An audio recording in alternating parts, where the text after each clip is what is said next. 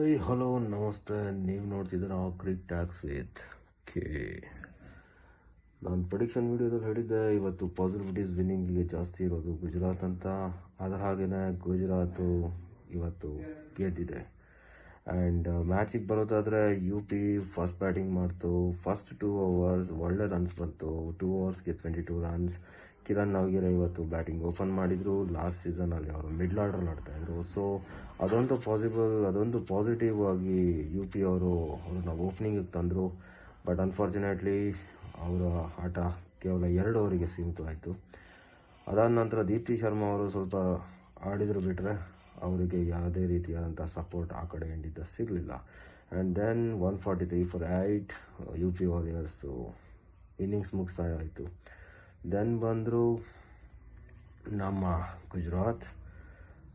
First over wicket, second over wicket, 2 overs 2 run 2 wicket.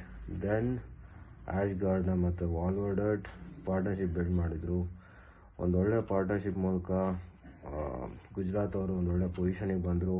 After that ಒಂದು incident ಆಯಿತು, ball change ಆಯಿತು. Ball change ಆದ next ಓವರೇ Ash Gardner ತುಂಬ ಚೆನ್ನಾಗಿ ಆಡ್ತಿದ್ದಂಥ ಆ್ಯಶ್ ಗಾರ್ಡ್ನರ್ ಒಂದು ಕ್ಯಾಚ್ ಕೊಟ್ಟು ಔಟ್ ಆಗ್ತಾರೆ. Then Dottin and Harleen Deol they have batted brilliantly well. And ಯು ಪಿಗೆ ಕಡಿವಾಣ ಹಾಕಲಿಕ್ಕೆ ಯಾವುದೇ ರೀತಿಯಾದಂಥ ಚಾನ್ಸಸ್ ಕೂಡ ಸಿಗಲಿಲ್ಲ.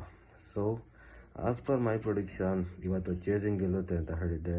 And with brilliant field effect and batting Gujarat ಅವರು ಇವತ್ತು ಗೆದ್ದಿದ್ದಾರೆ. ಸೊ ನಾಳೆ RCB ವರ್ಸಸ್ ಡೆಲ್ಲಿ ಇದೆ. 2 ಪವರ್ ಹೌಸ್ ಟೀಮ್. ಆ್ಯಂಡ್ ನಾಳೆ ವಿಡಿಯೋಗೆ ವೆಯ್ಟ್ ಮಾಡ್ತಾಯಿರಿ, ಪ್ರೊಡಿಕ್ಷನ್ ಬರುತ್ತೆ. ಅಲ್ಲಿವರೆಗೂ ಸ್ಟೇ ಟ್ಯೂನ್ಡ್.